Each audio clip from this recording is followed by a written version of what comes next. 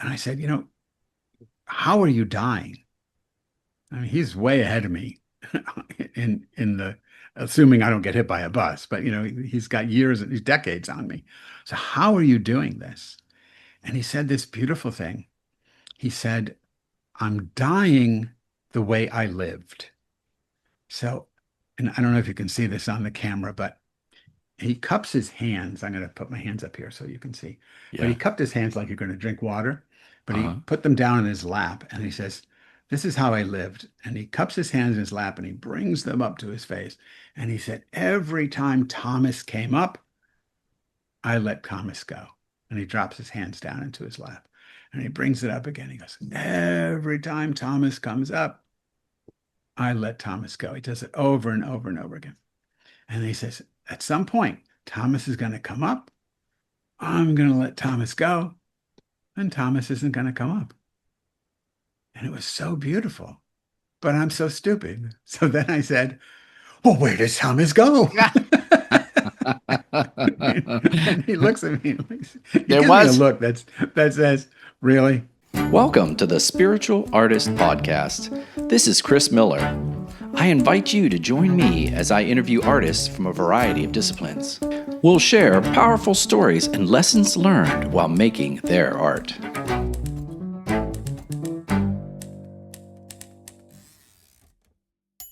Good day, listeners. This is the Spiritual Artist Podcast. This is CJ Miller, your host. I have to tell you, I'm a little anxious this morning because I have someone on that he doesn't realize this, but has kind of touched my life over and over and over again. And I'm starting to realize how many times until I finally got the nerve to send him an email, and I was so surprised he responded, which is what I think a true spiritual guide, I would call it, is willing to do. So I want to introduce you to someone today that I actually even quoted in my book, The Spiritual Artist. I didn't even realize it until after we met. But Rabbi Rami is an award-winning author of over 36 books on religion, spirituality, and the 12-step recovery. He's a contributing editor with Spirituality and Health magazine, where he writes the spiritual advice column, Roadside Assistance for the Spiritual Traveler. It's a great column, by the way. It's what made me pick up or email him in the first place. And co-founder of both the One River and the One Foot Judaism Foundations. Rami's latest book is Zen Mind, Jewish Mind. Good morning, Rabbi Rami. How are you today? Good morning, Chris. Doing all right. How are you?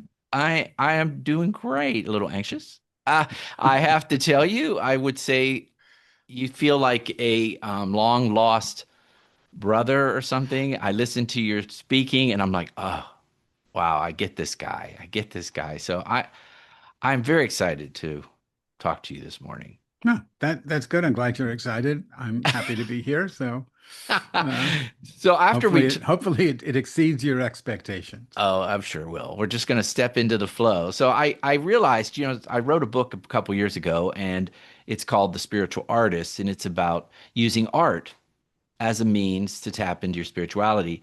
And after we talked a couple weeks ago, I realized, oh my gosh, I quoted this guy in my book. Did you know that? No. I pulled a quote from your loving kindness reference, and it really moved me, and I included it in a chapter on emotions. Um, and so, listeners, the reason I actually got the nerve to reach out to him is I found out that he wrote a book called Writing as a Sacred Art. I'm holding it up, and I was fascinated. And Rabbi, I will tell you something. I came back from a retreat recently, and I, on my own, did this exercise. And then I came to your book and I found out that you did blackout poetry in yours. So it's Yeah. right in alignment. So not to throw you off, I cheated a little bit and I just was watching your 12-step spirituality, the path to living joyously on YouTube. And wonderful, wonderful discussion. So it's led me to so many questions. Um, and I don't even know quite where to start, but I like this idea of the observer, learning to be the observer. And I have taught that to art students to just stand back and observe themselves, their emotions, their thoughts. They are not their thoughts. Just go to the canvas and listen. Um, how does that resonate with you, or is that similar to what you believe? Yeah, I mean it's a fascinating practice to become the observer and then to ask the question, can you hear my dog barking? No, That no, no, good. you can't. Good. My dog is going crazy. Somebody is walking by outside. He My won't. dog is the ultimate observer. Um, so when you do that, so you stand back from the canvas, you stand back from your thoughts, your feelings, even while you and I are talking or while someone's listening to us, uh, just become aware of the fact that you're listening. And then ask yourself the question. I mean, this comes from Ramana Maharshi, who died in 1951. So he wasn't my teacher, or he died in 1950, I think, and I was born in 51. So, I didn't study with him, but uh, I studied with a disciple of his, a wonderful teacher named Prasanna. And uh, Ramana says, so you ask the question, so who's observing? Who is this who's watching or listening to Chris and Rami talk? Well, it isn't, person X, right? It isn't. I mean, so let me try it again to make it more simple. So I'm talking to you, and Mhm. I'm aware of talking to you, but the consciousness that's aware of me talking to you isn't talking to you, right? I'm sitting in the chair, but my consciousness that's aware of me sitting in the chair isn't sitting in the chair. And the more I become aware of the awareness isn't, it doesn't have a name. It doesn't have a body. It's not white. It's not Jewish. It's not male. It's not an American. It isn't talking to you. It's just observing this whole thing. And then I'm observing it. So who's the I that's observing the observer?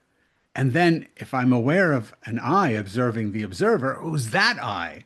And now I've got another level of I, and eventually the whole thing just breaks down. And all the I's disappear until there's simply,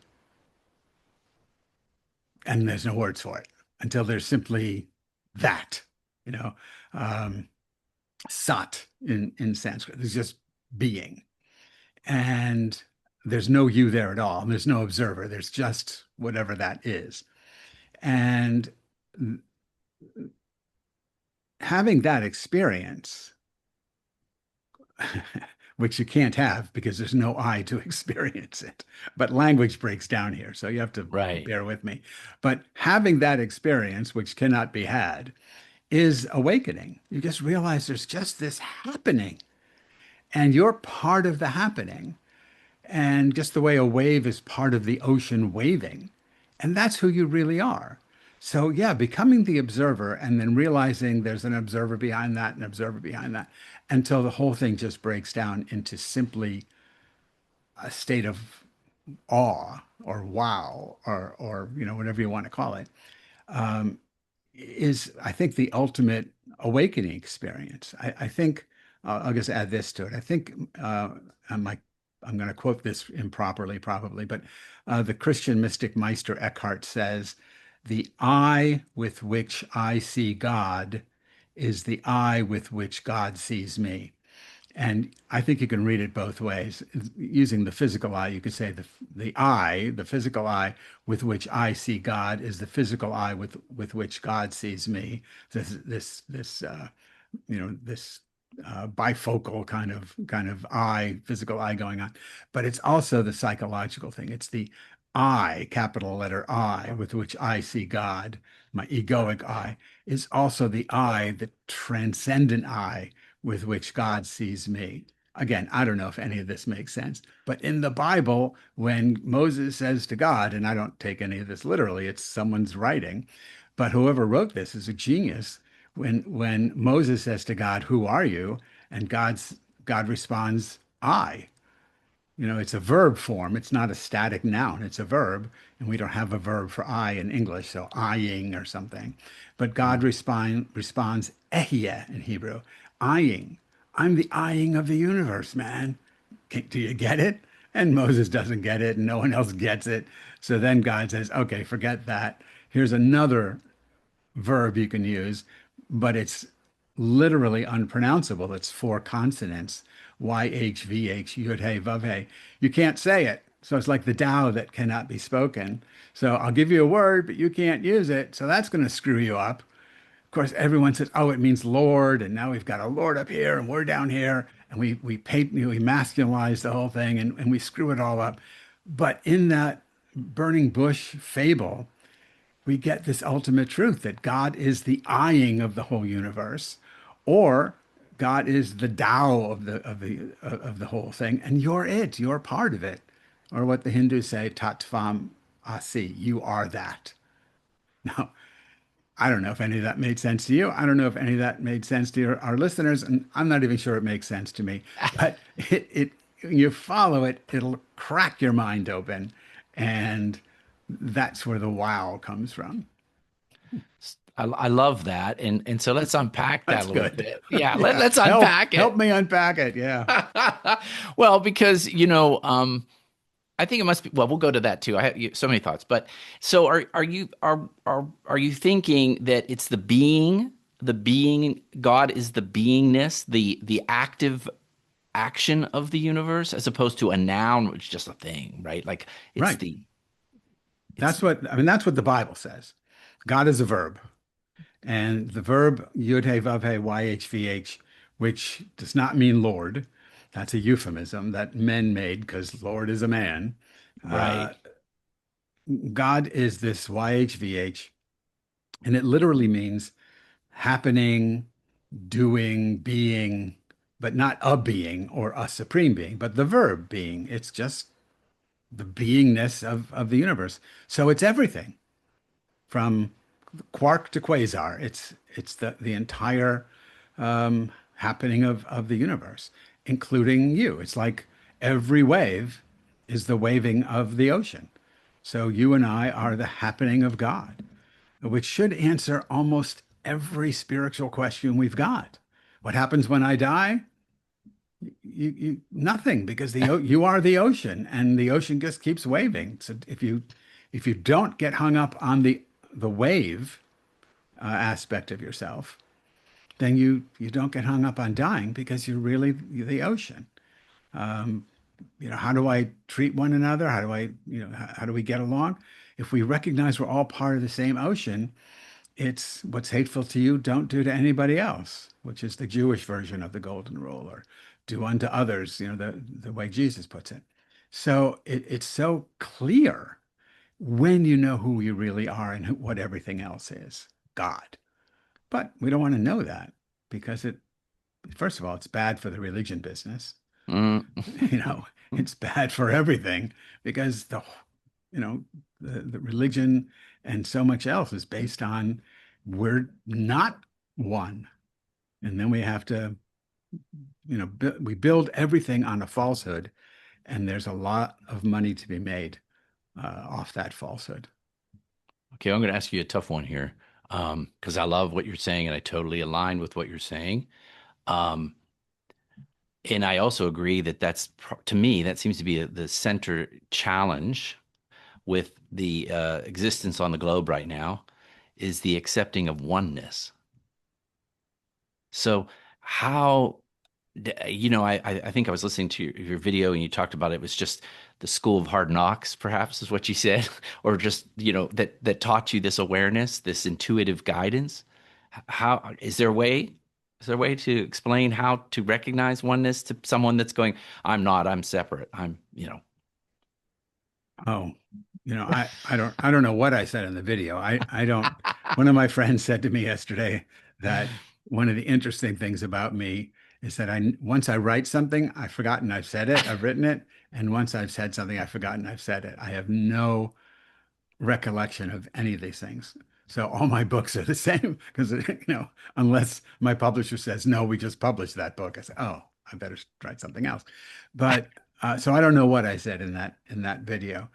Um, at this moment, is there a way to recognize your unity with everything?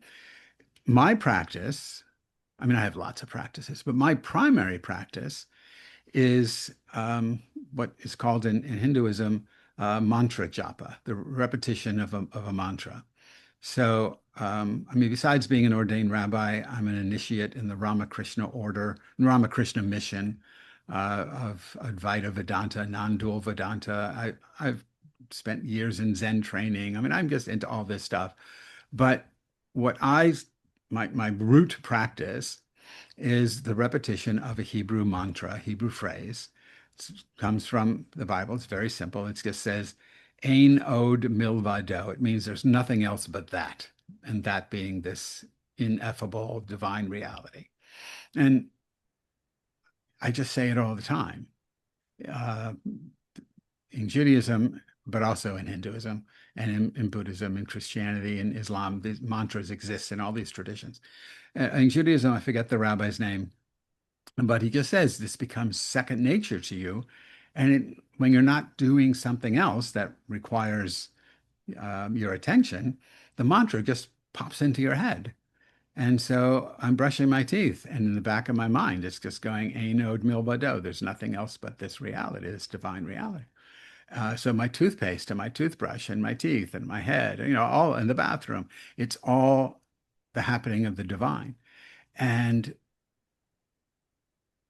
reminding yourself continually just makes it impossible not to know that, you and I, Chris, are unique happenings of that divine reality. Um, when you act as if you weren't, you're going to suffer needlessly. I mean, that's the school of hard knocks. I mean, you're going to suffer needlessly. You're going to feel alienated. You're going to do things to overcome the alienation that doesn't exist, so you can never win. If I'm struggling to not feel separate, I'm always going to fail because I'm already not separate. So I've imagined in my mind that I'm alienated from the universe. I'm alienated from God. And then I'm going to spend all this time trying to connect to God or connect to the universe. Whereas my connection is a given. So the more I struggle to connect, the more I'm reinforcing the false notion that I'm disconnected. So um, you could say it's a kind of surrender, except that even the act of trying to surrender assumes a disconnect. So in my book, it's called Surrendered. It's my second book on recovery. Because in recovery, we want to surrender to our greater power. But you can't surrender to your greater power because you're already surrendered to the greater power. So even that I'm going to surrender is an act of ego. Uh, and the realization you need is that no, I'm already part of the greater power. It's grace. I've been surrendered. Just because I'm existing, I've been surrendered. Can I accept the reality of my oneness with God? And when I do that, I stop struggling against it. And when I do that, things move much more fluidly. Doesn't mean there's no suffering. It means I'm not adding to the suffering unnecessarily. There's necessary suffering and unnecessary suffering. Can I just live with the necessary suffering, like getting older, getting sicker, dying, that kind of thing, as opposed to the unnecessary suffering where I just invent problems that are based on false understandings of reality and just dealing with things that aren't even true. Um, but I'm babbling. No, no, you're not. No, it's wonderful. It I instead of surrender, do you like the word maybe remember? Remember? Fine. Remember, remember who you are. There's a, oh, it's a hymn in, I think I could get this wrong, and if listeners know better, don't get mad, just correct it in the show, send Chris a note. I think you sing this in Unitarian churches. Remember who you are. Maybe I got the wrong tradition, but yeah, remember who you are. And then think about the word remember, RE hyphen member, put it back together. Put yourself back into the whole, or remember that you're never separate from the whole. Albert Einstein wrote this letter in the 1950s, um, where he says that the humankind suffers from what he called an optical delusion of consciousness that leads us to believe we're separate from each other, from nature, from the divine. He doesn't talk about God so much, uh, but it's an optical delusion. It's not true. In the original German, the word he uses, if you translate it more carefully, it's an illusion, not a delusion. It's an illusion. Things look to be one way when in fact they're another way. And that's what happens to us. We look around. You look separate from me. My dog looks separate from me. The lamp on my desk looks separate from me. But in fact, that's an illusion. There's just one divine, oceanic, cosmic happening. And it's waving as a lamp over here, and it's waving as a microphone in front of me, and it's waving as Chris, and it's waving as me, and it's waving as every listener. And that's all you have to remember, that it's all God. And if that happens, all the made up, I mean, the evil is real, but it's based on made up ideas that, uh, in the minds of certain people, brown people are bad, white people are good. Well, I mean, that's BS. But that's the illusion that they operate under. Um, Everything is the divine. If you know that, you don't have ice. I don't mean ice for your drinks. I mean, you know, I got it. the stormtrooper ice that's killing people in our streets. Um, all the divisions that people latch onto. There's nothing wrong with being Christian, Jewish, Buddhist, as long as you understand it's just, I mean, it's games. It's fun. It's fine. I don't, there's tulips are different from roses, but they're all flowers. I don't want only tulips. I don't mind diversity, but recognize that it's all part of the same ecosystem. Um, and you don't say, I'm a rose person, therefore I'm going to pluck up and burn every tulip on the planet. I mean, that's the absurdity of that kind of optical delusion that so many people live under. I did go through your book. I want to mention this to listeners because this perennial wisdom, um, for the spiritually independent, which I love, and you really do quote so many different faiths and kind of come up with a unifying message here. And that was one of them I noticed in there. I actually highlighted this issue about diversity because it resonates with me. I am a gay man, and so that's the viewpoint I've have taken or used to take in life. And so you see a life a certain way because of the way you're treated. So I want to go back to something you said that I really loved. I've heard it throughout your books. You talk about the recognizing oneness and sort of remembering it. And the mind, the human mind, oftentimes gets in the way.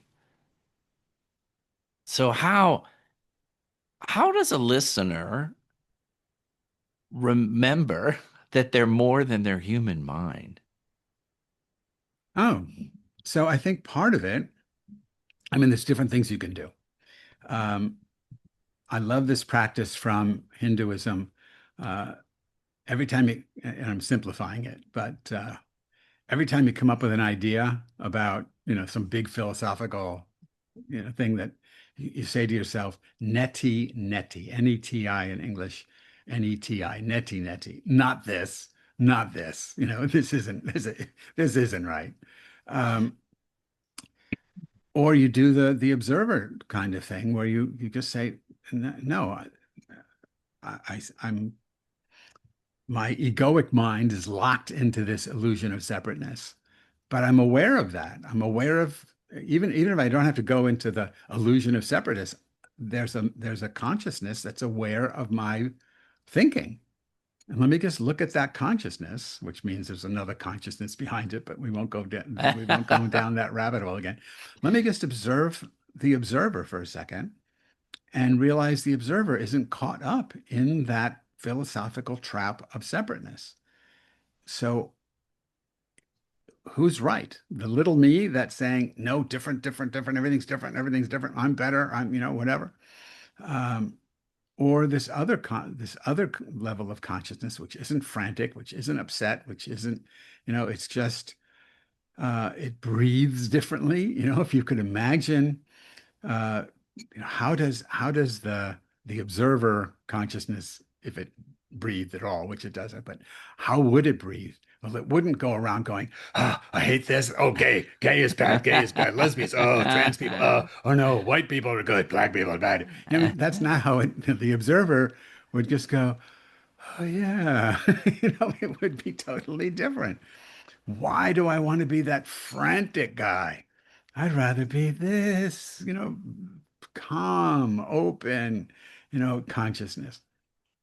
I think when we allow ourselves to glimpse the madness of the frantic mind, or the monkey mind that Buddhism calls it, or the small mind of caught up in that optical delusion, we see how nuts it is to be that, when we also can feel what it's like not to be that. And then if you want to go into that whole cosmic realm, that's fine. But just to realize I don't have to be that crazy person. I don't have to buy into that philosophy. I can say, neti, neti, no, not this, not that. It's not true. And as soon as I do that, that just falls away. It's just gone. Um, I was with one of my, I want, I don't want to start to weep here. So hold on a second. Oh, I was sorry. with one of my great teachers, Father Thomas Keating, Mm. close to his death. And I went to see him just to say goodbye. And I had known him since 1984. He was my priest. He taught me what I know about Catholicism, basically. And I went to see him in his monastery in Snowmass, Colorado. And we were sitting together, just the two of us, in the library. And he was in a wheelchair, and eventually he was going to go back to the monastery where he was an abbot in Massachusetts, and that's where he would die. But I was with him, and he's sitting in his wheelchair, dressed in his cassock. And I said to him, after I thanked him for all, decades of love and caring for me and all that, and I said, how are you dying? I mean, he's way ahead of me in the assuming I don't get hit by a bus, but he's got years and decades on me. So how are you doing this? And he said this beautiful thing. He said, I'm dying the way I lived. So, and I don't know if you can see this on the camera, but he cups his hands. I'm going to put my hands up here so you can see. But he Yeah. cupped his hands like you're going to drink water, but he Uh-huh. put them down in his lap and he says, this is how I lived. And he cups his hands in his lap and he brings them up to his face. And he said, every time Thomas came up, I let Thomas go. And he drops his hands down into his lap and he brings it up again. He goes, every time Thomas comes up, I let Thomas go. He does it over and over and over again. And he says, at some point, Thomas is going to come up. I'm going to let Thomas go. And Thomas isn't going to come up. And it was so beautiful. But I'm so stupid. So then I said, well, where does Thomas go? And he looks at me, he There gives me a was. look that says, really? After all these years, you still ask the stupid question. But he was nice, you know. And he said, no, Thomas doesn't go anywhere. Thomas is everywhere. Haven't you seen Star Wars? What's your problem? Yeah, really. Yoda dies, he's everywhere. Obi-Wan dies, he's everywhere. So, but the self that comes up isn't, he called it the false self. I would say the smaller self, whatever, isn't your truest self. So that self, you let it go, and you do that constantly. Every time, no, I'm not good at this. This was his life. But every time Rami would come up, and I notice it, and I'm looking at the world through Rami lenses, you know, Yeah. then if I can drop it, and you can drop it by saying neti neti, you can drop it by becoming the observer and saying, look at that. That's madness. right? I'm not going to look at the world through that lens. That's so limiting. It's the lens of whiteness, the lens of Jewishness, the lens of maleness, the lens of Americanness, the lens of whatever, Yeah. heterosexuality, all that stuff. I don't have to do that. I can, let's see let's look around the lens. Oh, Yeah. look, I don't have to do that. Um, I can let it go. And then it just collapses for a second or whatever. And then it comes back up again. And then you let it go again. I mean, that's a lifelong practice of freeing yourself from the optical illusion that you are who your birth certificate says you are, right? And if you do that continually, not only when you die, but like the Sufis say, you'll die before you die. You'll be free before that. And you recognize, look, I get it. This is what happens. I have a body. I have an ego. I have a small self. This is what happens. I'm not going to get mad at it. This is just what happens. But I don't have to be attached to it. I can say, "Oh yeah, hi Rami, how you doing? See you later," and then that goes. And when that goes, all that's left is a sense of connectedness, a sense of compassion, a sense of desire for justice, but not fairness, that kind of justice. Um, and you can just continually do that practice. I mean, that's how he lived his life, he said. And that's how he died, he said. That's a Um, beautiful story. I think we oftentimes, I just lost a dear mentor of mine um, in Santa Fe, and she was in her 80s and had Parkinson's, and it was hard on me. But it makes you realize that lo- I try to believe that there's a perfection to life, the way we come in needing and dependent, but then also as we age, as you know, things, like the hair starts, all the things that our ego was attached to, right? All those ego attachments, by not even, we can't even help it, they start fading away. I mean, and to be able to just let it go, just, it's okay. yeah, There is essence behind that. And yeah, it, yeah, yeah. and There and is, there's something more real, bigger, but without um, uh, without rejecting, I love my hair, Okay, so yeah. you love your hair. It's all the hair and the balding is all part of the divine reality too. It's not like, oh, I shouldn't love my hair. No, you love your hair. Who cares? It's just part of the game. But um, you don't want to make a fetish out of your hair. No, Or, see, that's what I would say. You want to be herring. You want to feel the hair, yeah, right, but you don't exactly. want to become the hair. Yeah, right, right, Don't want right. to ego identify with it and become the hair itself. It's Yeah, that exactly. the active presence. It's kind of what I keep coming to. When I teach art, I try to teach people to do that, to stand in front of the easel and rather come at the easel with all these preconceived notions of how to paint, how to do it, how to stand, what shape it should be, whether it should be pretty or not, or make money. Let it go and see what's left. Yeah. I took a class once. Sadly, I can't remember the teacher's name. He was a Zen Buddhist, and he taught as part of Zen Buddhism the drawing of the Enso, the big Buddhist circle, Yeah. symbol of emptiness.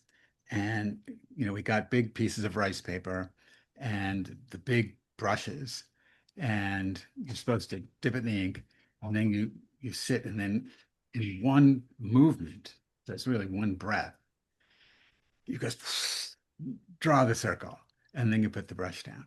And the circle then is a complete expression of that moment, uh, and your embodiment of that moment. But I'm going, okay, it's gonna be round. Oh, I missed Uh, there. Let me go. You're jerking it around. And you gotta go one smooth moment. And it never is gonna be a perfect circle. I mean, if you look at ENSO, you go online, E and SO, and you look at the different ones, they're all different. And it's not like you take a pie plate and you trace it out. It's not that kind of circle.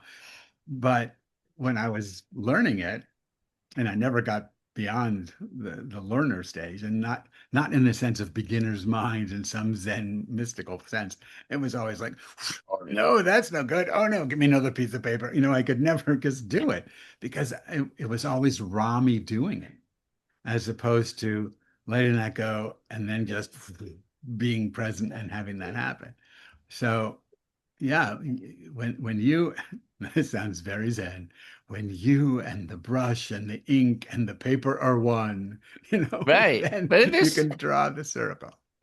but there's some truth to that. When Yeah, I was thinking about what you said about your books. So you might feel that you can't do it on paper, but you're obviously doing that when you write. I call it stepping into God. You're stepping into God and you are writing down wisdom, and it's free, and you're connected to that higher self, that all that is, and then you just let it go, right? Let it go. it's true about, for me anyway, my experience of writing and my experience of talking to you are the same. I have no idea what we're saying. If I become self-aware that you and I are talking and this is supposed to be clear and important conversation, I can't talk to you. I'm what do I say next? Wait, what was the question? What am I supposed to say? And I can't do anything. I'm stuck. I'm just in an ever downward, tighter spiral into my own ego. I can't do it. When I write, I mean, I use a keypad, right? I type on yeah, keypad. And I type as fast as I can. Now I touch type, so I go pretty fast. And I don't worry about exactly what's coming out. I edit a lot and I love editing, but editing is not the same as writing. Editing clears is, I go through and I pare away all the bullshit.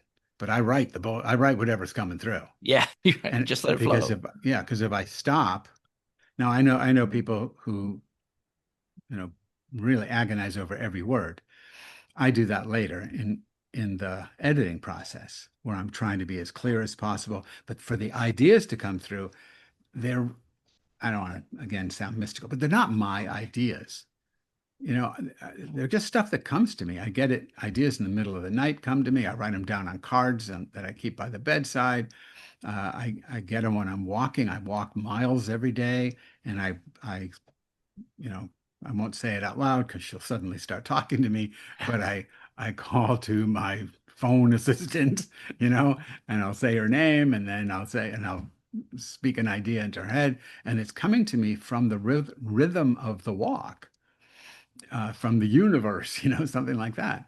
And then I write them down later, and then I'll clean them up, and I take I don't know what the actual ratio is, but I'm guessing, let's say for every hour of writing where it's just coming out, there's probably 3, 4, 5 hours of editing, because what comes out is, um, coal, and I've got or diamonds, in a rock, and you got to chip away the stuff that makes sense, and then you have to make it so that people can understand it, not just me.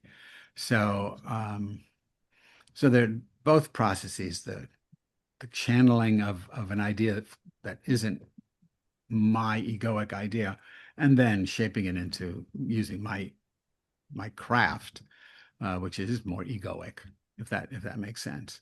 Yeah. Um, so it's a mix, and I love both. I love the craft part. I love cutting away at, I love the more I can cut away, the happier I am. I don't, I fall in love with phrases that I've written down, but then I love killing them. It's my it's my version of meet the Buddha on the road, kill him. That's a Zen phrase. Meet the Buddha, kill the Buddha. So see your favorite phrase, kill your, delete it. Meet the word, delete the word.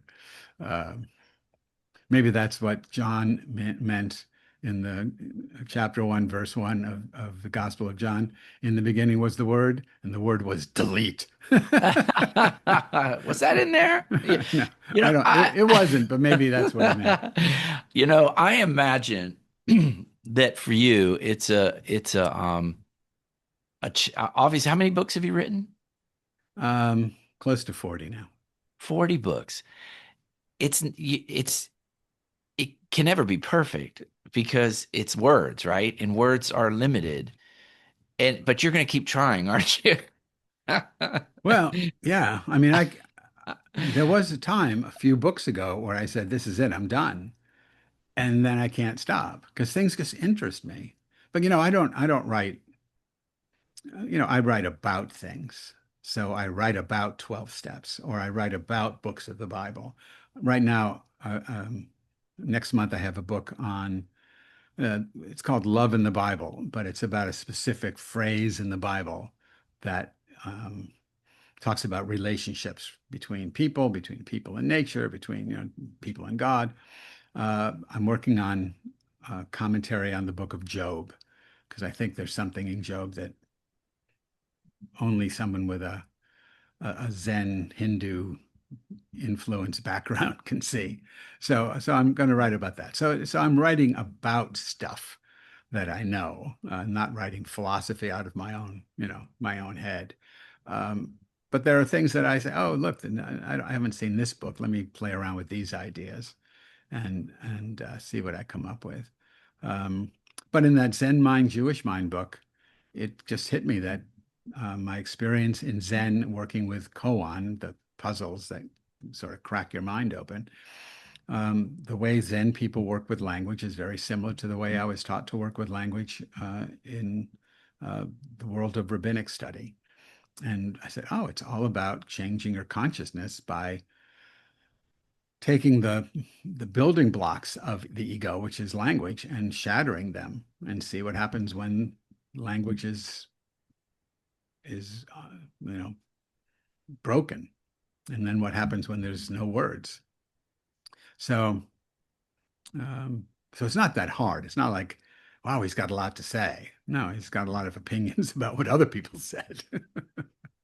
Well, how does that feel to you if you were to sit down and not this book, but the next book, just write, just write what you would want to say? Does that feel frightening or? um, no, because I don't think, I mean, I say what I want to say and my ideas come across, Yeah, but I don't, my ideas are there's not a book there. I mean, my idea, you held up the perennial wisdom book. I yeah. mean, my ideas are very simple. Um, the 4 points of perennial wisdom, that's my entire philosophy. Everything is a manifesting of the singular reality. You can call it God, nature, goddess, mother, whatever you want to call it. Everyone, you and I have an innate capacity to awaken as that.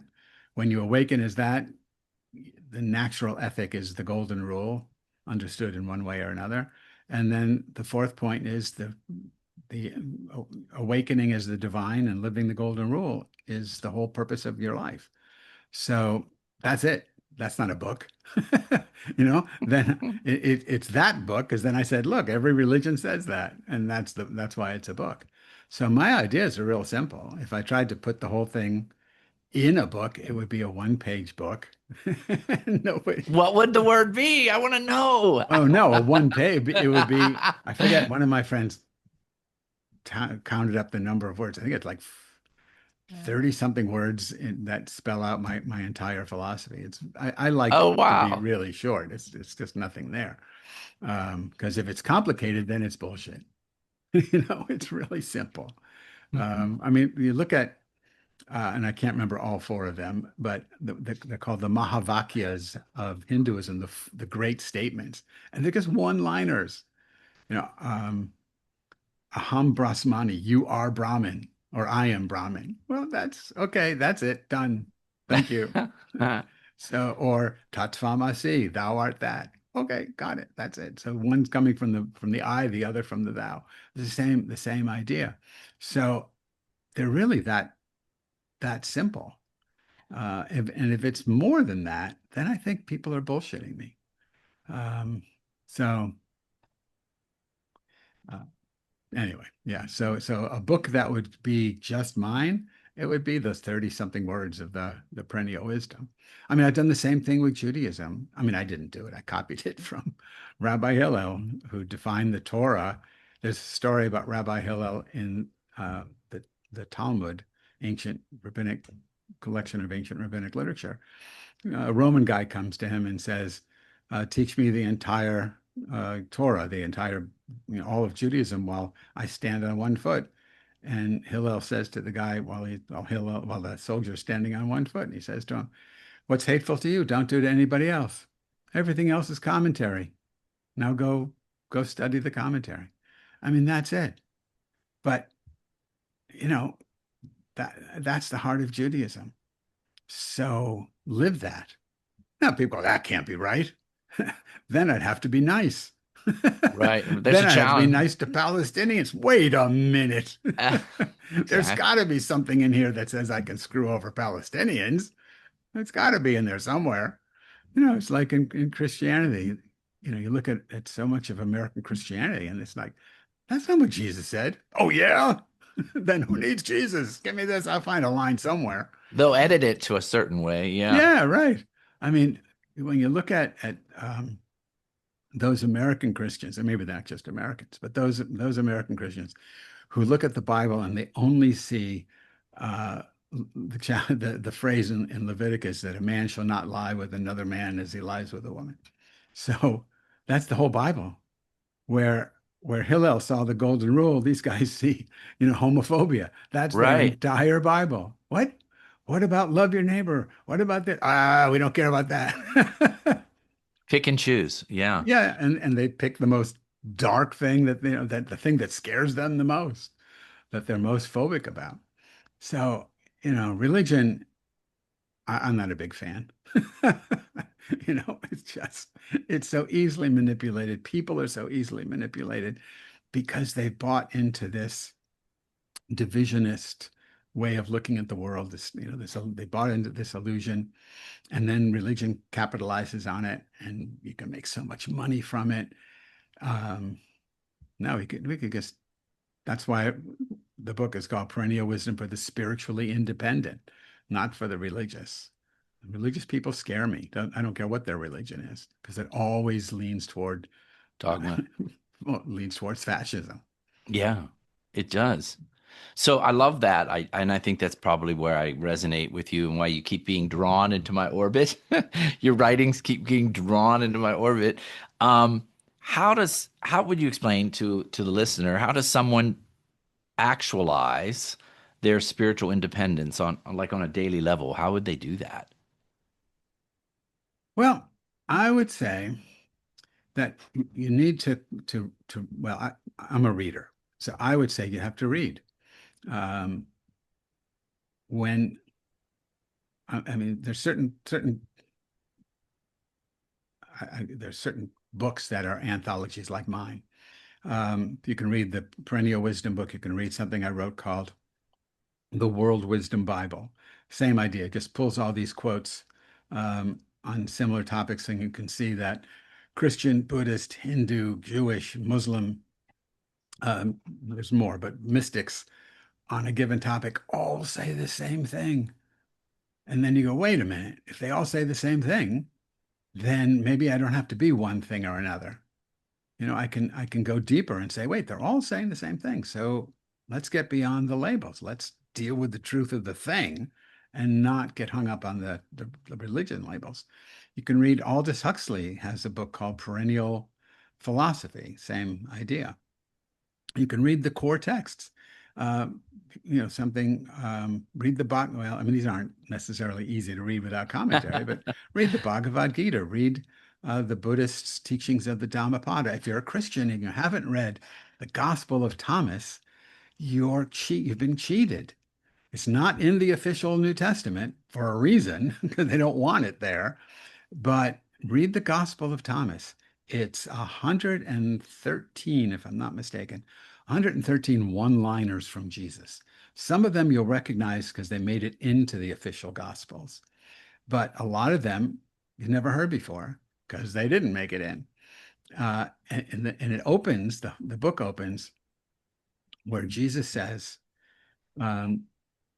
anyone who can figure out what I'm saying will not taste death, as opposed to John 3:16, which says anyone who believes in Jesus will gain eternal life. It's not about belief. It's about these incredibly beautiful sayings. If you can figure them out, internalize them, embody them, live them, then you will transcend the, here comes Thomas, you let it go. Yeah. And you won't die because you won't be this, you'll be this. You'll be the transcendent. You'll be the Christ consciousness and not the Chris consciousness. Um, and they're beautiful things. He says, when you can make the two one, then you're in the kingdom of heaven. These gorgeous statements. And you can find the same thing in the Tao Te Ching of the Chinese. You can find the same thing in Hinduism and Buddhism and Jewish mysticism and Islam, because the mystics all end up in the same place. So if someone wants to realize spiritual independence, go to the mystics.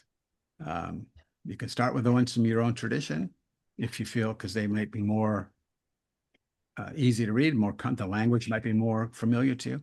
But start with the mystics that speak to you, and then go out to other mystics.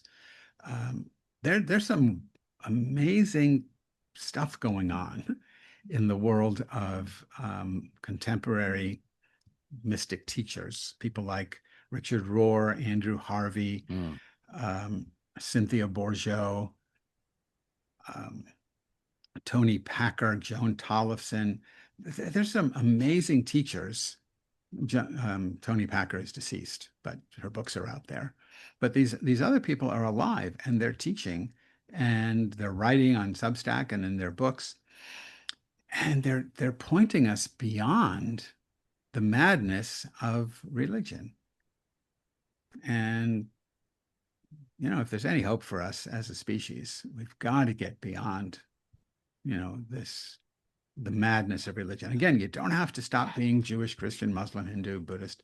You have to get beyond the most narrow definitions of these things, so that you don't say, oh, I'm the chosen people. What kind of God chooses people? That's so stupid. There's no salvation outside the Catholic Church. I mean, that's just marketing. So is the chosen people. I mean, look at religion as a business, and then you discover, oh, wait, these are marketing slogans. I was at a seminar among Protestants, and there was this huge debate, and the debate was over whose baptism will save you. And the Southern Baptist said, there's only one baptism. It's ours. If you're not baptized as Southern Baptist, bye-bye. And it's like, are you kidding me? That's like Coke saying we're the real thing, and Pepsi going, hey, wait, what about us? What are we? Well, you're nothing, So it's look at religion as a commodity, and you see that almost everything they say about themselves is marketing slogans. Don't be fooled. Talk to the mystics, Christian, Buddhist, Hindu, Catholic, all the rest of it.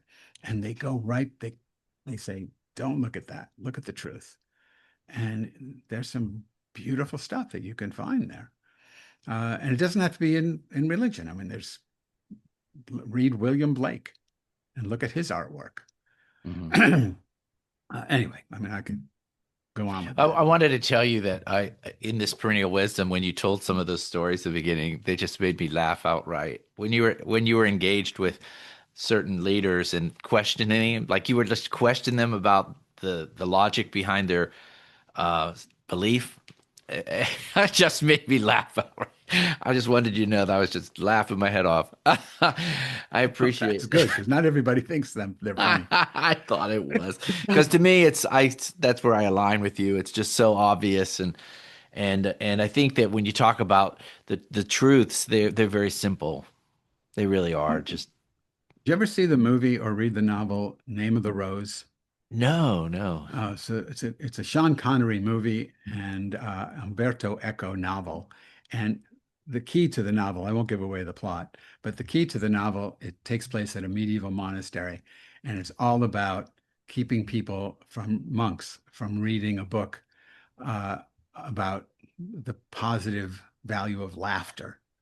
And they don't want the monks to know that you can laugh because the church is afraid that if you laugh, then you're going to laugh at the church. And once you laugh, it's all over. I was once on a retreat with a Zen master, and Joshu Suzaki Roshi. He's got jaded history, but in this he was right. He said to us, he goes, meditation is good, and it was a retreat. You're meditating all day. He goes, but if you're not going to do zazen every day, get up in the morning, sit on the edge of your bed, and force yourself to laugh. And he says it's going to be fake in the beginning, but after a couple of minutes, you'll actually just start laughing. And he says, so let the laughter take over until the tears run down your face, and then just get up and go about your day. Because the laughter will just free you from all your attachments. Just laugh. Laughter is liberating. Uh, it's also just physiologically, it's kundalini, it's pranayama, it's that kind of breathing. And Mhm. so maybe it raises the kundalini, it frees you. I mean, who knows? But all he said was just laugh until you're, totally surrendered to the laughter, and that will free you for the day. And religions are afraid of laughter. It's you can't go into a temple or a synagogue or a church and just start laughing at what I'll just, I mean, I could go on forever, but I was invited to give a talk, and the talk was laughter in the Bible. And I tried to make a case that some of the miracle stories, maybe I said all of them, but the miracle stories were designed to trigger laughter, because not to scoff, it was to make you laugh, to bring you to a mindset where you realize this is miraculous. The whole thing is a happening of the divine. So I'm talking about laughter and miracles, and behind me was a group of Catholic uh, priests. It was a Catholic college, and I had a friend who brought me there. She's sitting in the front row, and I couldn't see the priests behind me, but they were fuming. I'm doing this comedy thing here with the Bible and laughter, and my friend is trying to signal me that this is not going well, and you should wrap it up and get the hell out of there. I thought she was, going, yeah, this is great, but she was going, no, this is not great. And I was just so into my own shtick that I just couldn't take a hint. And when it was over, none of the priests would stand with me. They wouldn't. There was a receiving line. They all walked away. They wouldn't shake my hand. They all just left me there. They were so mad. Um, and then this one, and I just didn't get it. I mean, I am not, you know, I am an egotist. So I'm in front of all these people. I'm really into what I was doing. When it was all over, people just avoided me. But this one guy came over to me and he said, I was just high on my own thing here. And he says to me, you have ruined my faith. Oh, wow. And I said to him, well, your faith couldn't have been very strong then, could it? I was just still making jokes. And oh, that did not go over well either. And it took me a long time to realize that I had really upset these people. So Yeah, but sometimes anyway, it's because it was so true, you well, what know. I said was It was true, but I true. could have done a better job A little more of, delicate. yeah, reading the room more effectively, not insulting my hosts. But the person who actually paid me to come and do this came over afterwards, and she said, "That's why I brought you. That's what I wanted." I said, "What? You wanted me to piss everybody off?" She goes, "Yeah, yeah. I couldn't do it, so I hired you to do it."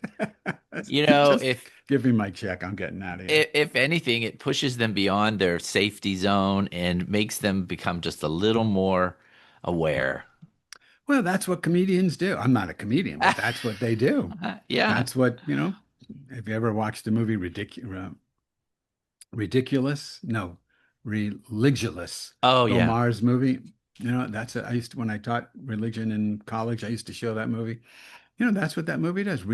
Humor frightens the pious if their piety is brittle and thin.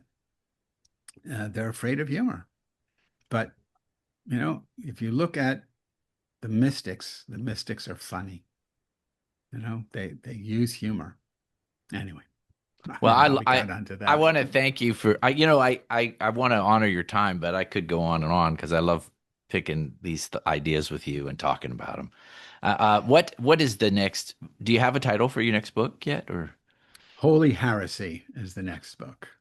okay, Holy Heresy. Well, I would love to have you back when he comes out if you want to. It's And going to be a few years, so we'll see if I live oh that long. no, don't prepave that. It can be faster. It can be Oh faster. no, it can't be faster. I've got books coming out in 26 and 27. So this is going to be if the publisher buys it, it'll be 2028 at the earliest. So, and I haven't written Oh. it yet. I'm still working on it.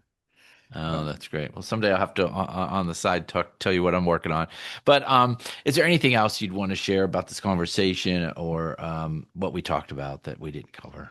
no, we sort of went through the stuff that I'm interested in. I mean, we didn't touch on, the role of art that, Eh, but because I know that you and I had talked about uh, my teacher Prasanna, and we talked about this off air, and how he was an artist, um, and created these beautiful, subtle. They almost look like they're blank canvases until you stare at them, and that's what they were for. You meditated on the canvas, and they had these very subtle.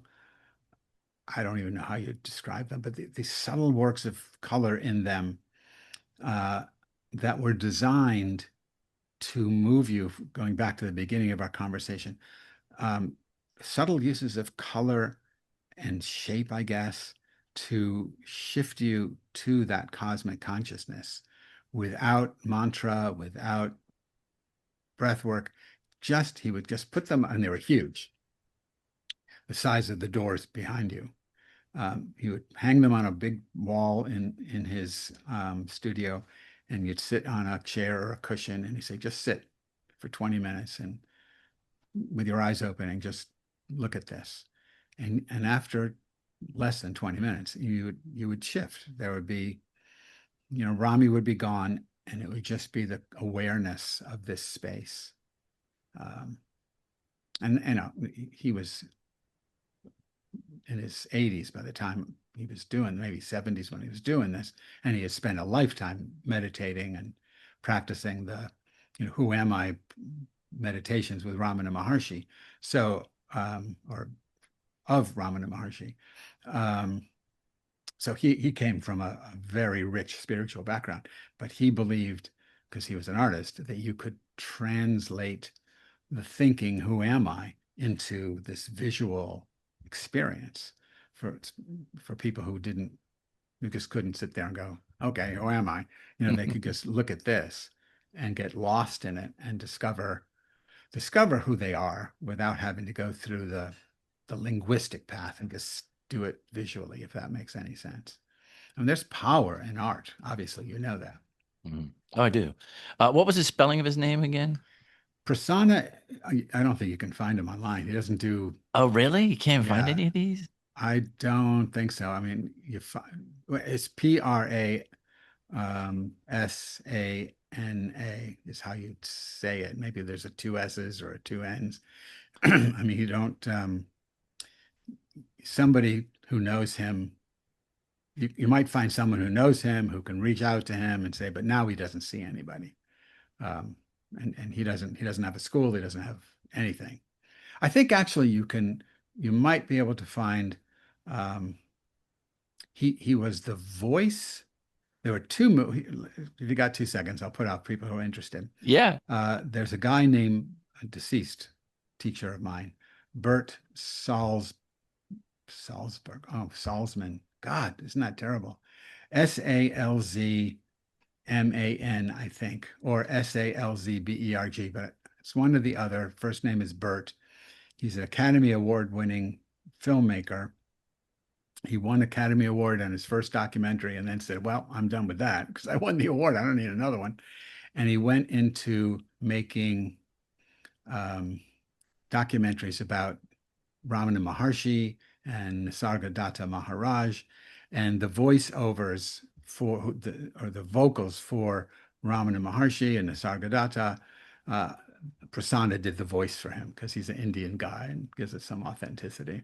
Because Bert and Prasanna were friends, And I met Prasanna through Bert. It's a long story, but you can't just, he doesn't have a school. He doesn't have anything like that. It was all just private stuff. Um, but he did come out with a collection of sayings of Ramana Maharshi. No, sorry, of Nisargadatta Maharaj. So you might be able to put in Prasanna in Amazon and find his book, but there's nothing in the book but quotes. I mean, the real thing with him is just to go to his house, sit down. He doesn't have a teaching. He doesn't have, he goes, so what do you want? And Oh, you it's a can just, shame. Yeah, it's a shame he yeah, doesn't even have at least have a book of his paintings, but I guess no, yeah, nothing, nothing. that's a So you, shame. you would just go to his house and sit with him. Um, I mean, you got a minute? I'll tell you a quick story. Yeah, yeah, of Yeah, course I yeah, all do. Of right. course I do. So you can edit it out if this is going too long, but I was in, I was visiting. It's in California. I went over to his house with a friend of mine who is a closer friend than because he lived in California, closer friend than I was. But anyway, we went over there and we were just talking because that's all he does. He just chats with you. And then in the middle of nothing, he says, "So what's your spiritual practice?" But I've been with him for years. And I said, "What are you asking me that? It's, you taught me. I ask the question periodically. So I see my mind thinking. So who's thinking this? Who am I? Who's feeling this? Trying to move from that egoic consciousness to the observer." And so I said that, and he just looks at me and he says, "So who are you?"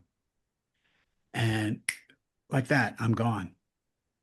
Rami is just, like Thomas, bam. Rami is just gone. I don't know how for long. I don't know for how long. I'm just sitting in the chair, I guess, and I'm just gone. And then I'm back, but I can't say anything. I see my friend in a corner. I see Prasanna. I see the chair in the room. I'm aware, but I'm not there. I can't speak. I can't say that's a chair. I guess I'm just aware. And then I come back to normal. Rami comes back. And I Yeah. said to Prasanna, I said, "What the hell was that?" And he looks at his watch. He goes, "It's time for lunch. I want to go to Mexican food. Let's go." And that was it. And we went to, he has a favorite Mexican restaurant. So we took him out to lunch. He never mentioned it. We never talked about it. He doesn't do that. And that was it. It's like, you know, WTF. And how long were you there? How long was that time? Do you know? Like how much How time went long by? was I in that little state of, no, I have no idea. And we'd only been talking, oh, I don't even know, but maybe half an hour. I don't know. We were only talking for a short amount, and we weren't talking about spiritual anything. It was Huh. just, how's your sister? Because he has a sister. How's this? I I love the guy. So I was just talking about his life. He doesn't, I always want to talk to him about biographical things in India. He knew Gandhi, he knew all these people. Oh, wow. But it's just that's that's persona. I don't want to talk about this guy, I don't want to talk about persona. If you want to talk about philosophy, if you want to talk about lunch, I'm okay. But I don't want to go, or my paintings, I'll show you my stuff. But he's not interested in his egoic existence. And then, so what's your practice? So who are you? Yeah. You're the space, you're the silence, you're the all Yeah, the yeah, yeah. yeah. Yeah, lovely. No, I've been blessed to have people like Father Thomas, uh, Prasanna, other amazing teachers, most of whom are deceased at this point. Yeah. Um, but I'll put in a plug. I don't know, when is this going out? Probably in a week or 2. Oh, it'll be too late. But he's When still alive. Andrew Harvey is one of my great teachers. He's got a new book coming out. I don't know when, but he's doing a free class um, on the Divine Mother, who I'm also very attracted to and have had a number of experiences with. Um, and the class will be recorded on the Shift Network, and I think it's free. You could probably just download it eventually. But another great teacher. Um, but anyway, there's lots of amazing people out there, men and women, um, who are breaking all the rules. that's great. right? Yeah. Yeah. Yeah. Well, thank you. I'm like, you keep saying things, and I'm like, you Yeah, know, I like, know. I know. I got to take stop. it. I got to stop. We went way I over. know I went over it. I don't want, but I appreciate your time and effort, and I will get this out. And I love this idea, the spiritually independent. I totally resonate with that. I believe, and I think seeing the truth in all the different faiths and their limitations. You know. Yeah. And if you ever want to have a conversation on the Divine Mother, and what's happening in that realm of spirituality, I'd love to come back and I'll send you a book that I didn't publish, but on her, and we could talk about that if that's You of any didn't interest. publish it. Why not? Well, that's a long story, but we can talk about why not. Oh my gosh. All right. Well, I would love that. All right, I would love that. I tell you, I resonate with so much of everything you say, really. And I haven't found anything I didn't resonate with yet. So, although I do think that there's a book just that will flow right out of you if you just listen. Okay, well, we'll see. We'll All see. right. All right. All right, Well, Chris, thanks for having me. all right. Hey, take care. Have a great day. And thank you so much for responding and being available and doing this. I can't tell you how much Yeah, that means. I love talking with you. It's great, and hope your listeners got something out of this. Oh, tons of things. At the end there, when you wrapped up in who I am, you kind of stated it real quick there. Anyway, you'll hear it on the playback. All right. All All right, right, take man. care. All right. Have a great All day. right. You Uh, too. Bye. bye. Thanks again for listening to the Spiritual Artist Podcast. Whether you're watching this show on Apple Podcasts, Spotify, Google Play, or iHeartRadio, make sure you choose the subscribe button so that you will receive updates when new segments are released. Most importantly, be still, listen, and know that you are a spiritual artist.